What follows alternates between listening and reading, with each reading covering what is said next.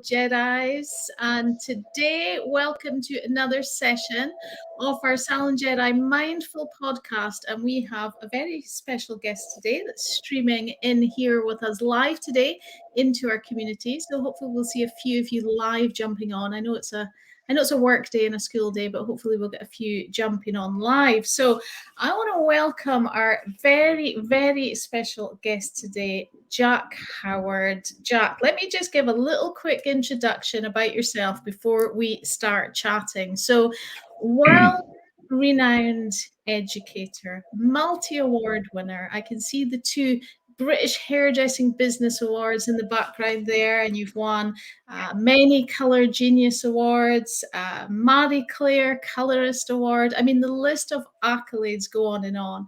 But you're also really known for bringing, the King of Balayage and bringing balayage to the UK. And also, I mean, a mass influencer. You've just hit 200,000 followers on Instagram yesterday as we record this. Welcome to the podcast, Jack. It's so great to have you on here. Welcome. Can't wait to get chatting.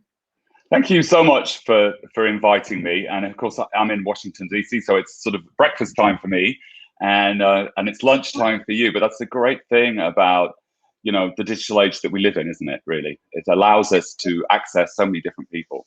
It is. It's brilliant. And what I really want to dig into today, Jack, is your story of how you got to where you are now.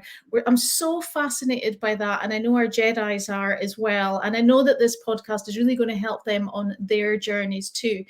Could I start by bringing you back, so we can dig into a bit more of Jack? Can I bring you back to how did you get into hairdressing? What's your journey around hairdressing up until before you came back to the UK and brought balayage to the UK? Would you mind giving us a bit of a history lesson? I know that you can't go into so much detail, but a little bit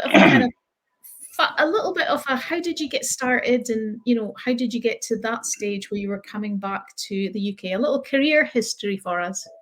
Wow. Well, if you've got a couple of hours, I can tell you the first part of it. I'll try and break it down for you. I started hairdressing when I was 13. I lived in a village in the middle of nowhere, and I loved fashion and I loved pop music, and I wanted to look like the guys from Duran Duran, or at one point it was Adam Ant and all of that. And this village, of course, was quite rural, and everyone wanted to wear a motorcycle jacket and walk with the cows and stuff. Nothing wrong with that, but I didn't fit in. Okay. And I wanted my school, where I went to school, wasn't in the village, so it was outside. So I had Billy no mates. I had no friends really, quite isolated. And also, my parents were going through this messy divorce, and it was all sort of crazy. And I got a job in a hairdressing salon in Newark, and Newark's a very small little market town. And I remember going in, and everyone seemed so glamorous to me. All the girls looked like they belonged in Bananarama and stuff like that. They had all the curly perms and the highlights and the bows in the hair and high heels and sort of blusher, a pink blusher, very sort of 80s. And the guys all had these amazing haircuts, and they were all different and so cool. And I just felt like, oh my God, this is amazing for me. And I loved it. And of course, all I was doing was making coffee and sweeping up. And I sort of sneak little conversation of listening to the conversation. I'd be like, oh my God, they're doing that. That sounds so amazing. And me in my little rural, sad little life really at the time. And I just felt like I belonged in that. There was a community of people where it was okay just to be me. And that was very difficult for me at that time in my life, to be me. And as my parents sort of went through this very acrimonious divorce, I left home. I mean, it wasn't a great place. And I was 16. I was quite clever. I was on track to do my A-levels. I was doing my O-levels. But I left home, and that was freedom to me. That felt much safer.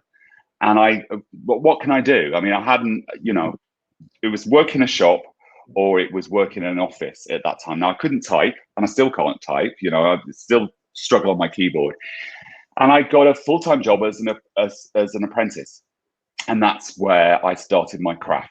Okay. And it was hairdressing has always been that one solid piece of security in my life, that I knew that I would turn up, I could work, I would get paid, I would be okay if I turned up.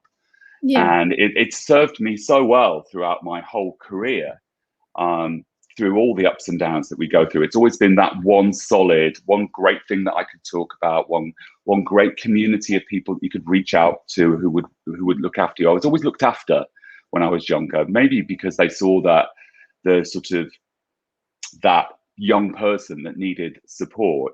And then all my bosses were like, you need to go to London. You need to go to London. And when, of course, I, stepped off that national express bus with a bin liner with a few things in, and went to sleep on a friend's sofa, and then started job hunting in London. And that was kind of the beginning of the journey. But I just sort of worked around. There was never, I think that I was so messy in my own head at that point that the saving grace was the job, because I knew that the career paid the bills. Mm-hmm. But I was just very, very commercial, had a nice column, made, okay money, enough to be able to go out and buy the clothes that I wanted and go to the clubs that I wanted, and all of that. And then it wasn't until I sort of was like a lot of hairdressers, a lot of young British people, it's because we're from an island, I believe. I was like, I want to travel, and there's this great agency in London. And I walked into this amazing job in the States where the woman whose column it was had left to go to New York.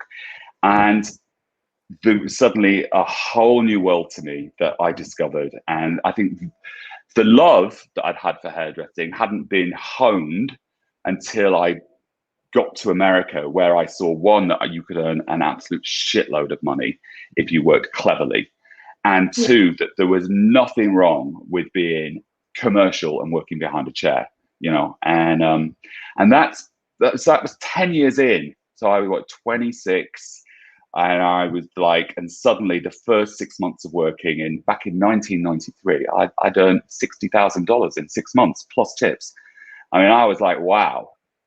And that's the sort of the beginning of the story. So it's sort of not that it was a sad story. I mean, it's pretty much a normal gay kid growing up in the 80s who feels a bit lost and confused. And by the time I got to America, suddenly I was becoming a man. I was, in my mid-20s. The thing is, you start sorting things out in your head a little bit. You're able to afford to go and, see some therapy and sort of, navigate life better. But the community of hairdressing, wherever I'd been, had always looked after me. And for me, in my adult life, as life has got much easier for me, I've always wanted to make sure that the young people that came into the industry, that I would look after them. That was my promise to myself. Yeah. And then, so in America, when you got there, so let's talk about this for a second. So let me just take you back before you went to America. Yeah. When you say, so you just wanted to travel, so did you go to America with no particular intention? Was it just, I just want to travel the world? Or did you go to America with the intention of, I want to be more successful, I want to, make a name for myself, or was it just... There was no success in that. There was the Jack Howard that you see now, or that people may know from Instagram or from seeing me at events and stuff.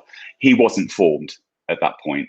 Okay. There was an agency in London that placed hairdressers and beauticians. She's still there all around the world. And I'd got some job offers with some sponsorship. And I mean, it was decades ago now, of course, so it was much easier. People could do those things. And the intention was just to make some money and do some more traveling. Okay. And then, so how long in America before you decided to come back to the UK? And tell us about that. And when you were coming back, did you come back with an intention? I'd love to know when you got to the stage where you went, right, I want to make a go of this now. I want to make a name for myself in the industry. Was there a point that you thought that, or was it like a kind of snowball sort of effect, that the more that you started to see a bit of success, then the more you wanted, kind of thing?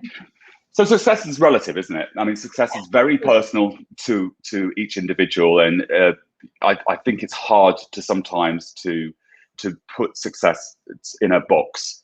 But Yeah. what I first realized was that, the American way of working, which I struggled with initially because it's so alien to the English way, and it was go go go. But I'm kind of goal driven in many ways, I think. And once I'd realized that I could achieve and win at these things, so I could run a busy column of 18 to 24 clients a day. That was, to me, amazing, and it became effortless, and I loved it, and I honed that skill, and it was like, that's in my pocket. And then I also motivated by money. I saw what money could do for me, provide for my home, my life, my family. And then suddenly I had money and I could do more things with it. And that was because of the work that I did. So it was important to me to produce great work, to work smartly and efficiently. And I had a boss at the time, excuse me. Mm-hmm. And one of them was super money. It was the money man. There's always those the money man and the creative, and lots of businesses have those. Yeah. The money man was like, just keep what you're doing, Jack. The creative was like, you need to push it to the next level. And I was resistant to being pushed. But he was like, you need to do this thing. It's called ballet something. And you just go like this, And I was like, I don't need to do that. That's just bleach.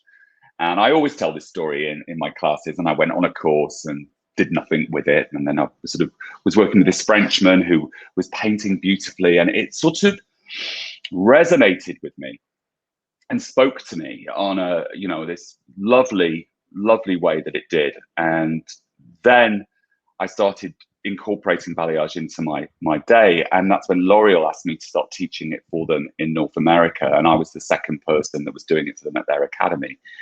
And this is where the more joy in the work, because then suddenly there was a beautiful, really fantastic column of great women that were coming in to see me. There were suddenly opportunities to go out and talk about what I did. And it's how I then honed the message about being salon successful, about, if you can work smarter, that you can do this. I mean, I'm a boy from Lincolnshire, I'm from a farming village, and I've managed to navigate my way to here in the world. And it was just a brilliant time. I mean, it was so cool. Busy, traveling, in my 30s. I mean, it was just magnificent, really was. And I loved the message. So I was successful in a small arena in America, in Washington, D.C., super successful colorist there, one of the top 100 people behind the scenes of all the politicians, which was great articles, clients coming in, people wanting to come on courses. I mean, that was lovely. And then it was like I wanted more. What was next? And I had this yearning to, after I think sort of 17 years of being in the States, I got married, still married to the same man, I mean, he's great. And I sort of said, when I'd met him, I was thinking of coming back to England. There's always a pull to come home, or what I thought was a pull to come home. Okay. And then the idea was, well, nobody's doing balayage in the UK. This is something that you could succeed at there. And that's really, when I came back to England, that's when I hit the floor with a massive bump and was like, oh my God, what have I done?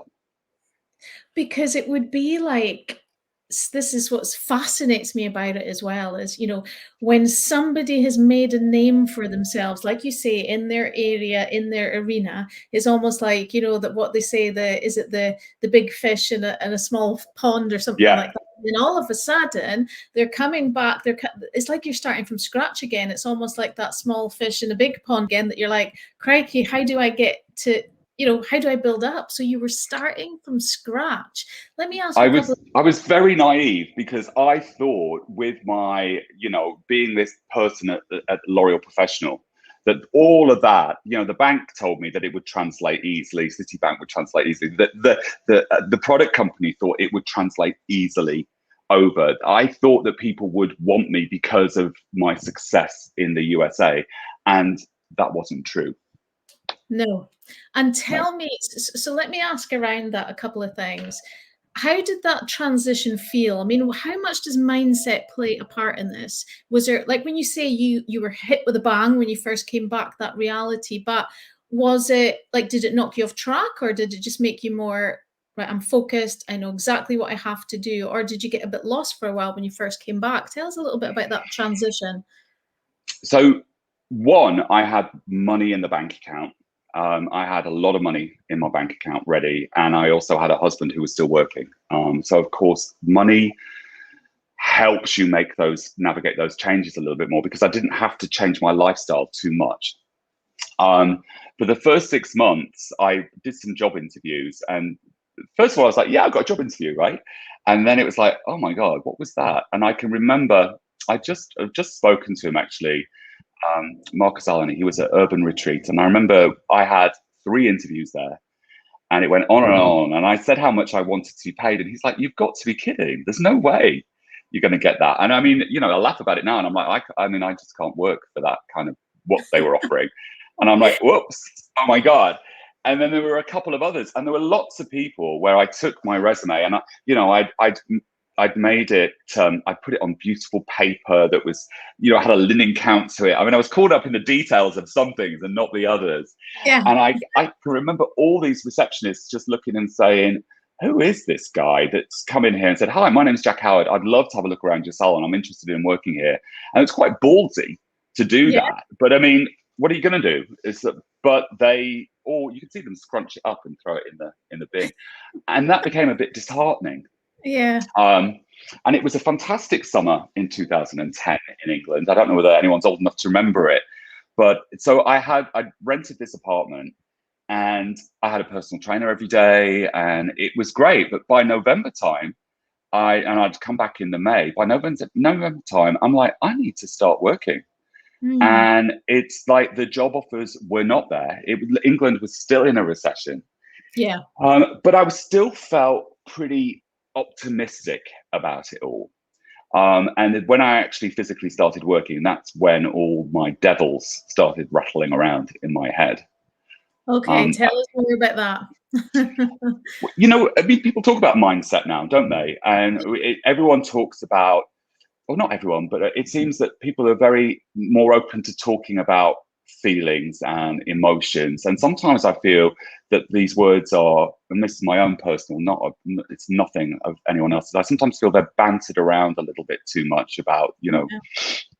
stuff. But I've always been a super anxious person. My anxiety levels can rise rapidly. Not that you would see that necessarily on camera, but my head, the conversations that go on in my head are a little bit loopy sometimes. Yeah. And if I work out and if I eat properly and I control things, I can manage that better. But if all that starts tumbling apart around me, I can just spiral and go to some pretty dark places, I feel anyway. Yeah.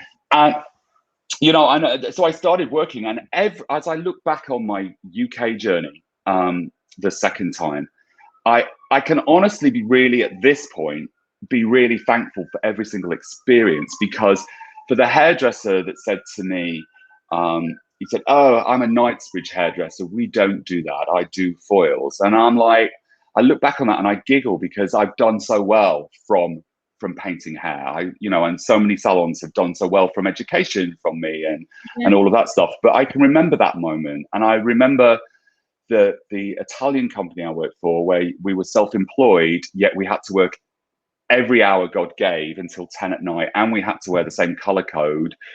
And so we were employed. It was a tax avoidance scheme, obviously, when you look back at it. But that opened the door to L'Oreal Professional for me. And, and that meant that L'Oreal Professional hadn't wanted to know me. They told me that they didn't do balayage in the UK. And when I ran that course for them, it's super sold out. And then there was another Italian company who said that I was a dinosaur. And, I mean, I'm 55 now. And so I was, maybe 50 then. And all those things, and, the wanting to kind of be successful. And I think that what I wanted was the success of what I'd had in America back again in the UK. And of course, that doesn't happen. You don't repeat the same success. You earn a new success. Yeah. And at one point, I'd just let myself go, and I was drinking too much. I was eating rubbish. I got, I got up to 273 pounds from this super fit young guy to that, and hated myself, and still had to work. And, it was hard. And I needed a reset in that. And that's when I took myself to Thailand, and did a detox, and did a digital detox, obviously alcohol detox, and a food detox and everything, and got myself physically better, and kept working on that. And I think from that point, then things started getting even better for me. Yeah. And how long did you go to Thailand for? I did 4 weeks.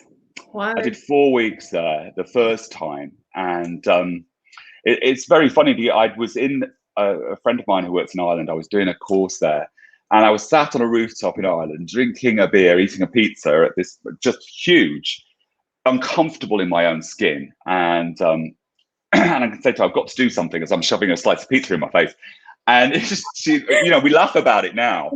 And she sort of said, look, there's this place I've seen on Netflix. And I'm like, oh my God, this is it.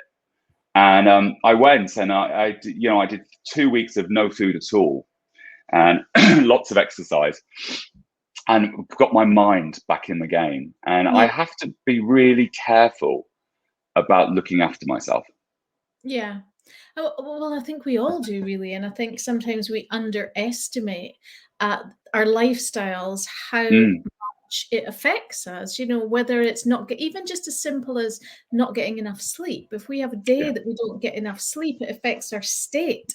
And when our state is affected, we read things differently, we feel things differently, we see things differently, because we're seeing it from a different state. So I think I did a thing recently where I just unplugged for a day, and I felt so much better. So 4 weeks, that's goals, Jack. That's my well, I did that every year until COVID. I did that every year until COVID, and then of course we couldn't travel anywhere. And it was really, really good for me. And going on my own was fantastic. I mean, I took my books, and I was able to clear my head of all the chat. But that can take me a few days. That can take me a good few days to get rid of that. And sort of since then, I've been much more focused on trying to be kinder to myself. And that means not always pushing myself, always trying to prove something to myself. And again, I'm really guilty of that, and turning the phone off occasionally. But we live in a digital age, and it's my own business, and I feel like success is dependent upon making money and people wanting to engage and all those things. So I'm continually aware that I'm always seem to be on. Yep, and it's that trying somewhere to find that little bit of balance somewhere of balancing it out. So let's talk a little bit about so then of course the influencer, the followers, how that started to build. Was that something intentional? Was that a strategy, like to grow on social media, or did that just happen organically as a result of people started to get to know you and started to follow you, showing your work, etc.? Or was it done with intention and strategy? When I read this question yesterday, I mean, it took me on this amazing journey of sort of retrospect, of looking at it, because I don't think anyone sits there. I mean, as you said at the beginning, I mean, yesterday I hit 200,000 followers, and I'm amazed that 2 people want to follow me some days. Woohoo! But how it all really came about was, obviously, I opened my account, I think, in 2013. And at that point, I had a extension range with a hair extension company, a balayage by Jack Howard. And I was following lots of, extensionists, and they were following me. And it was sort of, I think that when I got offered my Blonde Me global role, I was at that 25,000 mark, which is a lot of people still, right? Yeah. But if we go back further than that, I was with L'Oreal Professional, and there was this rise of the influencer across the hairdressing market. So it's around about 2017. And I had less followers than I probably had, I don't know, say 15, maybe max, maybe less, probably less. And I was in this room in Paris. Sounds very glamorous, right? In this room in Paris, and there was myself, who is a strong, I believe, traditional educator, that I could stand on the stage. I can follow a product company's guidelines. I can put the message across. I can do that. I've done that for many, many years. And there was another educator like that with me, who was my friend in New York. Her name's Min Kim. And so she and I were there, and we were like, oh my God, we're pitiful as far as social media goes. And then there was Anko Tran, who's now at 400 and something thousand followers. There's Chelsea Haircutter, who's at 225,000 followers. There was another guy out in LA that had all these followers. And what I realized was they were bringing together the influencers because their voice was massive, but they also needed the traditional educator, because these guys were just, not that they were reckless on stage, but they weren't polished. They knew how to talk to camera. They knew how to post the picture, but they didn't necessarily know how to present strongly. And their idea was that they wanted to merge these two together. And what I realized in that moment was that if I didn't get my act together digitally, I was going to have problems being an educator going forward into the future. That was an aha moment for me. Right. Yeah, a real aha moment. And I then started playing. And, first of all, I tried to mimic what these guys were doing. And then there's no authenticity in that. Yeah. My blow dries are crap. Even with the great, they're just not my strength, right? I mean, one, I never do them. And my haircuts aren't strong either anymore because I don't do them. But my paint was. And then I had an aha moment where it was like, nobody's showing the process, the bit that looks really beautiful. And I started showing the paints and zooming in on pieces of the hair that was finished. And we started seeing the growth in that. Right. But in a busy salon, I couldn't get the pictures, in Knightsbridge. There's no space in London, first of all, to have an area to take a picture. And it wasn't built into the day, and hairdressers were finishing the work for me. So I was doing back-to-back clients, and then the clients were coming out, and they didn't have the makeup on, they didn't do this, they didn't do that, whereas those guys were building it all into their days, or they had a million assistants doing it for it. And you know what it's like in England, there just aren't a million assistants. And that's when my friend, who'd worked at L'Oreal and then worked at Schwarzkopf, and who was then, where was she then? She'd come back to London, said, let's do content days. Let's just do content and just film for that. And I had enough models that I knew and young women that wanted to have their hair done with me that I could just do film three women from start to finish. And do with these hair hack Mondays where we had a tutorial on IGTV. Obviously, the algorithms changed since then. And it really started to take off. And I think that at one point there, I'd changed roles, had gone for a global role with Schwarzkopf. And so I'd left LP, so to say goodbye to them, and which was a risk. And just as I hit the 50, COVID hits. And everything stops. Right. The world stops, including me. Yeah. Wow. Okay. And then, so then what? I mean, we know that COVID hit, and that was good for some people. I mean that in the best possible sense. But what I mean is, more people were online, more people were seeing. So did you find that this growth then started happening really fast because more people were online, or was it because you had more time to put into the content? So I think, I can't speak for anyone else, but it was devastating for me to stop. I was going to have this amazing year of travel and great countries, and my calendar I just thought was magnificent. I mean, I was literally living the dream. And it stopped, and I'm like, oh my God, I've got no content, I've got nothing. I am nothing in this. Do you know what I mean? As no revenue comes in, I wasn't self-employed. I was a director, so of course I was one of the 3.5 million that got zilch. Couldn't do anybody. I wasn't doing any home hairdressing. I certainly don't believe in that at that time. Not that I'm going to pass judgment on anyone that did. And my friend Carrie, said to me, you need to go live. You need to start doing some lives. And I rummaged around the house and I had like 26 something doll heads in the house. And I'm like, okay. And my first live, and this might sound strange to everyone, but then I'd never gone live on my own. If I'd done a live, there was a crew of people around me. And I went live from my kitchen. It's still on my IGTV. And it's just terrible now. If I think about it, it was, the lighting was off. I mean, all of it was off. But I learned how to do it all myself. And I learned the lighting. And I went live twice a week for a long, long time. And there was this community that discovered me and that we built. And I say we because everyone who follows me, we built this community where it was a super safe environment to talk about our love. And there was no real product plugs in there. Obviously I talked about the product I was using, but people were answering questions for me. And, it was in such an awful time. It was such a brilliant, super moment for me. And my Instagram just went mad.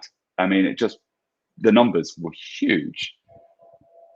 And that brings me nicely into, what advice would you give to somebody who wants to get more seen? They want to get out there. They've got something that they want to share.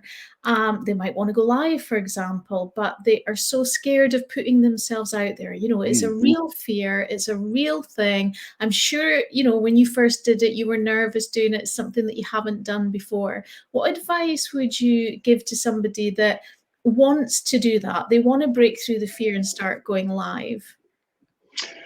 I think that if you really want to do it, then you have to do it. And there are so many things in your mind that stop you from doing things in life. I mean, all my little triggers go off.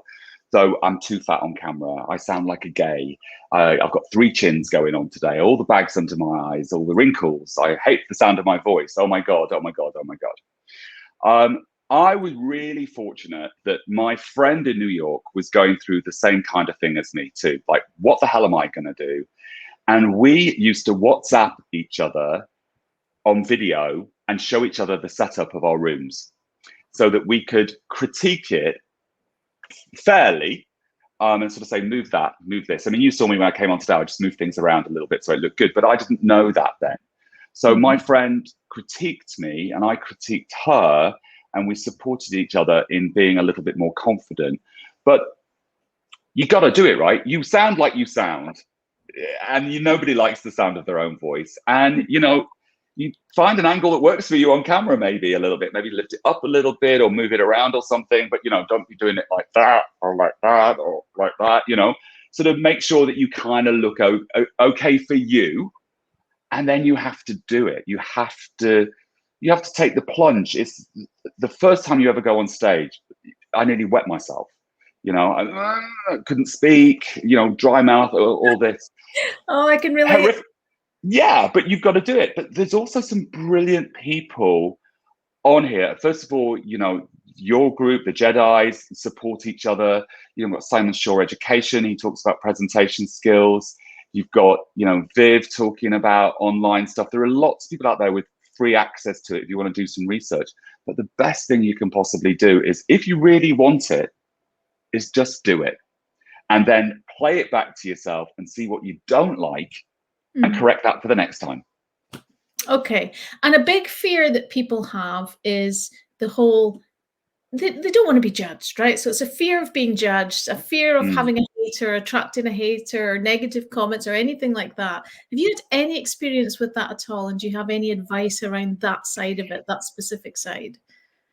Yeah, I do. I think, on some different levels too, really. So quite often when I did my lives, we got, God, he's so gay, he's this, he's that, he's the other, and you just ignore it, you carry on. I've seen a friend get bashed online, and he was devastated by it, but he still got back online because, the majority of people want to see you. I've had, comments about your work is shit, all that stuff. And sometimes I could put it on a story and get the whole of all my followers to respond to that person, but I actually don't see the point in that. I usually just block them. it does prey on you. Of course it Okay. does.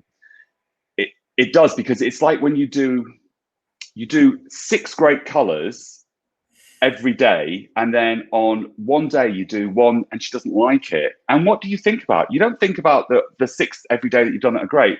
All you can focus on is the failing, the one that Yeah. went wrong. And I think it's the same when people start commenting.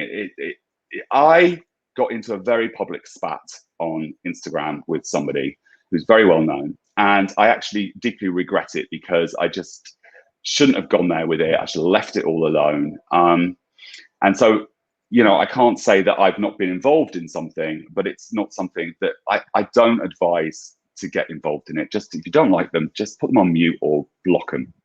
Yeah, move on. And the Move more on. you Yeah. engage, I do think there's definitely, for me, it's like, the law of polarity. There is, as I teach my Jedis, there is no one-sided life. It doesn't exist. And often we're trying to strive for that one-sided life, and it doesn't exist. And we think we're trying to move towards this perfect place. It's about that balance and understanding, with all the accolades and with all that comes challenges as well. With that percent that you'll have your top fans that just absolutely love you, and the whole balance of that law of polarity, you'll have the other side of that, and you will have some people that don't like your work, don't like your voice, don't like you, don't like how you look. They're going to judge you anyway. And I think if you're going to put yourself out there, it's knowing that will probably come. The bigger that you get, it's going to come, because it's the law of the universe. It's the balance, but it's being prepared emotionally as well to deal with that, like you say, and be aware of that, and know that the brain is pulling you towards that. Hold on a second. It's being mindful, isn't it? Going, right, hold on a second. Look at all these amazing comments that I'm bypassing right now just to read that negative Yes. one, and then not emotionally internalizing it. And of course, like you say, it's about stopping to respond, and whether that response is delete. So stopping to respond rather than reacting, and being Yes. reactory in that moment. So I mean, I think that's great advice. We do have to stop, because if not, like you say, you could, if we start to be responsive, you could go, crikey, why did I do that, and regret that. And it's just having that mindfulness to stop and be responsive. But I think it's a part of it, and I think if we put ourselves out there, it's going to come, but it's how we emotionally deal with it, for sure. I mean, um I think I've been really lucky in the sense that I haven't had a lot of hate on there, no. or trolling or anything like that. But I am very careful about what I put on Instagram, Mhm. and I'm very careful about my tone of voice in that too. So my tone of voice, I want to reflect the whole of the Jack Howard brand, and so I want that to be compassionate and kind, and helpful and caring and all those things. And so you have to be really careful about, there are things that you might be having a very visceral reaction to that are going on in the world, and it's, do you want to show all your followers that, or do you want to sort of sit back on that and not do it? I am not a digital entertainer, so you're not going to see me on a reel doing something crazy, with a wig on or anything like that. It's not my comfort zone. It's not something I would do in my everyday life, and it's certainly not something I'm going to do on Insta. But I'm an educator, and that's the only message that I want to do on there. Education and my community of people that want to be educated and want to educate each other. I think knowing who you are for your social is really important, because we don't need the rest of it. I mean, very rare, you occasionally get me in a pair of shorts at the pool, if I can get to a pool, and you might see a hotel I'm staying at, and you might see a little bit of the private life, and you see the dogs occasionally, and you see a bit of cooking. You don't get the politics, you don't get statements, big strong statements from me. I keep all that for my own personal life and my own personal stuff that goes on, maybe for my own private, friends and things, but not for a social platform. I keep neutral on most things as much as possible. I think that's a great point. It's an important point. I really do. Is that you've been yourself. And it's like, sometimes if you see someone else that, like you say, is a different way, and they might be really entertaining, and then you try and model that, but it's not you, and it's not who you are, and it doesn't come naturally. I think that would come across if, if you're not being completely natural and being yourself, it would come across. So I think that's what you do well. You know who you are, and you do your thing exceptionally well. But it's a 39-year journey, right, of finding who I am.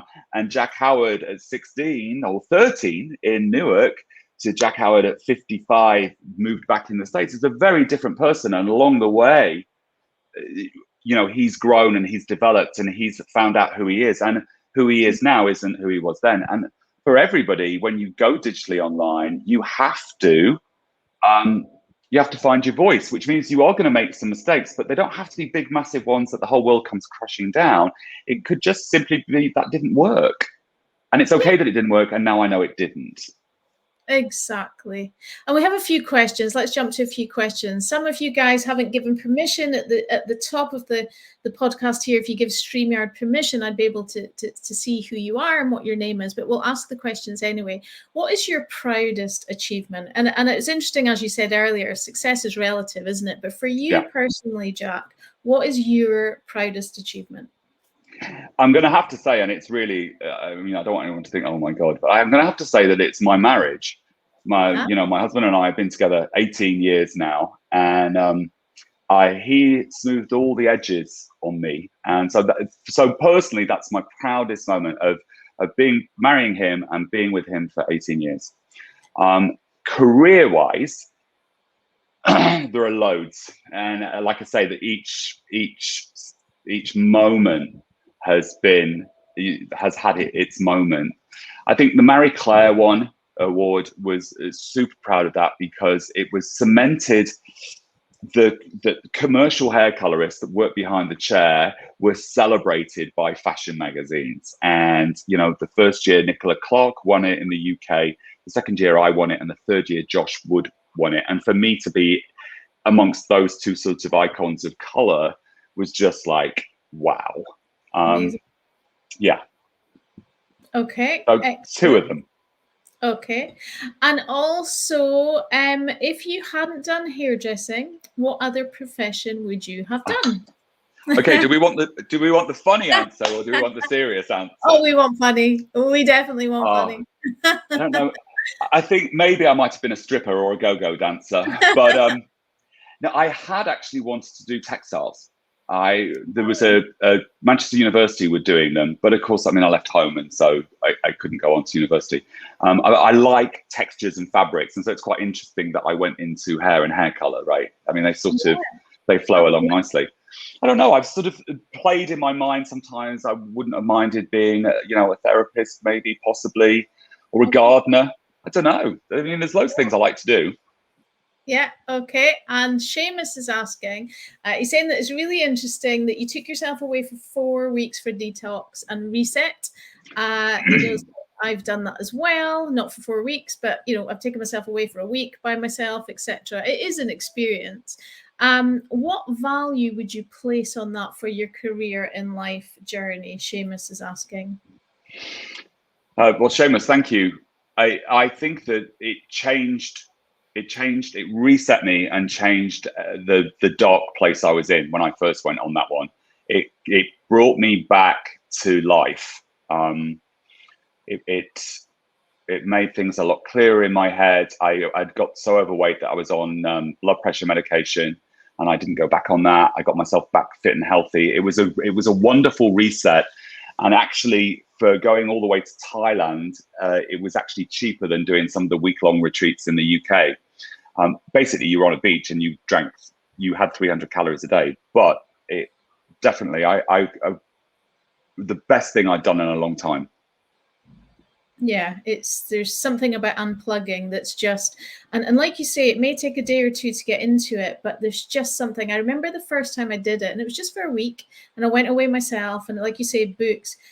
But when I came back, this is the thing that sticks in my mind, and I'll always, and that's why I go back for more, was I remember my shoulders feeling Ah, do you know Yeah. that feeling where it's like Instead of drop? that, yeah. It was like just pure dropped. And I remember just having that moment when I came back of just when you're just happy in the now and you just feel that blissful feeling inside, not because something's happened, just because you feel that way. And you know, it's that feeling that is the feeling that I've gone back and done it again for. It's just that escape. It's definitely a reset for sure. Yeah. And we also have one last question here, Jack, if that's okay. Was hitting rock bottom integral to your ongoing success following your return from the States, or was that pretty unfortunate? So that, you know, talking about when you first came back, you said you kind of hit a wall when you first came back. So they're asking, was that integral, or do you think looking back, was that a big learning curve for you? Or I think it was integral. I think that, you know, the first part of it it wasn't hitting rock bottom. I think the piece of rock bottom was sort of in the middle of the journey, just as I won the Marie Claire Award. So about 2018, 16, 17. I think going off to Koh Samui was coming out of rock bottom. And there was a period of time where it was just, you know, I got to work, I was present, but it was just awful. And I think that from that, I sort of blossomed and rose again and have just continued to go on to do new and exciting things. It's not something I would wish on anyone, but I think it was something that I had to go through to learn some new lessons and also to reaffirm some of the lessons I knew about myself anyway that I'd chosen to ignore. Yeah. Facebook user, whoever it is, you can type it and say, some people haven't given permission, but they're saying, Jack, you are a superstar. Thank you very much. And yes, and someone else here saying that they watched you throughout lockdown. They're saying, but you did it. They've been watching you and they've loved it. So Jack, tell us about, so your new project, tell us about it. Tell us about how people can reach out to you, and tell us about Jack and Friends. You know, tell us all about that. What is that? So Jack Howard and Friends came out of obviously lockdown in many ways. It was like the whole lockdown thing, and doing all those lives and just realizing that there was this real need for and real desire and want for commercial education that the product companies still weren't delivering. And I'd looked at, there were loads of people doing Zooms for, you know, £2 and £20, and people were doing Patreon accounts, and they were doing this and they were doing that. And I was like, what am I going to do? Because my business plan anyway was that I educated, that I went out into salons and educated. I did it for brands. What was the next step in that? Hey, Faye, how are you? But what I thought was that I didn't want it to be the Jack Howard Roadshow. There was an opportunity here to build something that became more community, which is what I'd been drawn to and shown in lockdown. And that I could bring on like-minded artists too, who sort of I admired, who I liked, whose work was really commercial, and that we could do all of that. And so I built a platform from scratch, not personally, obviously, because, you know, I can only type with two fingers. But I got someone to build it, and we got a business plan together. And Jack Howard and Friends was born. And so it's free at point of entry. Anyone can join, and they can purchase videos as they go along. Or it's a membership where you get 2 lives with me a month. You get basically the color degree without the product. So the product house is always selling you product. This is purely a color degree over 12 months. I had Simon Shaw on there doing some coaching for people. So I'm bringing on people into the membership feed that are going to offer like business tips, and I'll be there doing coloring tips and all that stuff, and get some styling on there as well. And then brands can put their brand videos on if they want to, and people can build their own libraries in there and save all their favorite videos. So you don't have to pay the monthly subscription.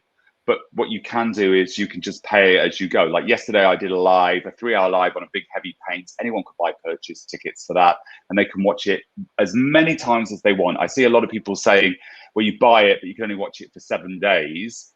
You can have this video. You bought it, it's yours. Watch it. Okay. Yeah. Excellent. How do people like? What's the website? How do people find it? So the website is jackhowardandfriends.com. The link is in my bio on my Instagram, of course. Yeah, hello. And that's where it starts. And come September, we're going to have more artists on there doing more stuff. And I just think that Jack Howard and Friends isn't here to replace in-person education. It's to complement it. Sometimes we don't want to get on a train and we don't want to pay a hotel, and we've got other things to do, and we want to just watch the video and it still feel really familiar, right?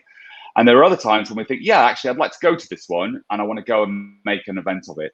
I think that it's important that both sit together nicely, and that's what Jack Howard and Friends is for. Yeah, and I think as well, if you've got a whole team, the logistics of putting the whole team onto a course, or if they're not able to get you up personally, it's, being able to do it digitally like that, it opens it up to all your team doing the same training and stuff like that as well. So you can book on that site, you can actually book me to do a private Zoom class with you. So we can do private, so we can build the classes for whatever you want in the salon. So we can do paint alongs, we can do all sorts of things too. So it's not just what's on there. You can do your one-on-one learning on there with me if you wanted to, or your two-on-one. So there are lots of different options on there. I wanted to make it cover as many things as we possibly could within a beautiful, easy to navigate platform. It sounds awesome. We've got Maggie Thompson here from Magnificence Hair and Beauty, who would love to sign her assistants up to your color degree. And she was asking, will you be offering courses in person as well? So we are offering courses in person. Obviously, here in the USA, I'm not going to be in the UK as often. That's the problem. I'm adding a course in person in October. It's not been announced yet, but you're the first to hear about it. I will be doing some more dates next year. We're looking at March and September already for the UK, which is great. And the whole color degree thing, it's called Geek Squad, and it's on Jack Howard and Friends. It's in the monthly membership subscription. Episode 3 is already up, but episode 1, 2, and 3 are up, and you can watch them all back at your own pace. And you can build your own library, so they can all be in there. So you can sign your assistants up for that. It's really good, and you can ask questions in the chat box, and it goes on live once a month, but then it goes straight up and it's stored on there. Yeah. Oh, Jack, thank you so much for giving so much of your time today. It's been absolutely brilliant. I could just keep speaking and asking so many questions, but I'm aware of the time, and we'll let you go now. Thank you so much for asking everybody's questions. What's next for Jack Howard? That's my last question. What's next? What's the goal now? The goal now, I suppose, really, here I am back in the USA.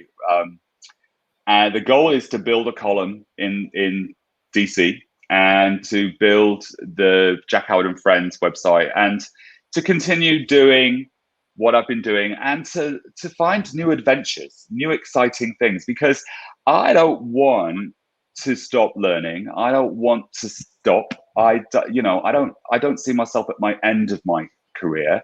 I see myself very much at a new chapter in it, and as much as I can be paralyzed by that, and I think it's important to talk about that to your audience, I'm also incredibly hopeful.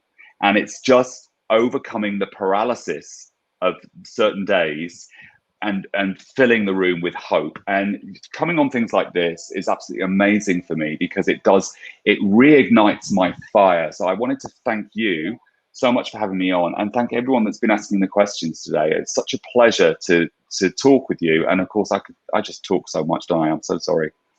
Oh no, I've loved it. I could just keep going and going, and then it's like in the background, you have to get up. Yeah. Right, listen, I absolutely loved it, and this will go out. Thank you for live today, and it does go out to a much larger community. So I'm sure you'll get a lot of people getting in touch, because Jack Howard and Friends sounds awesome. Congratulations on everything, your awards, your career, and I love watching it, and I can't wait to see what is coming next. Well, congrats on your awards at BHBA and everything as well. Unfortunately, I'm up for the same award again. I won't be there though, because I'm in Italy working. So not that that's a hard life. I can't say that, but good luck. Good luck. Well, good luck to you as well, Jack. Take care, everyone. Thanks for joining. We'll see you soon. Bye, everyone. Thank you so much.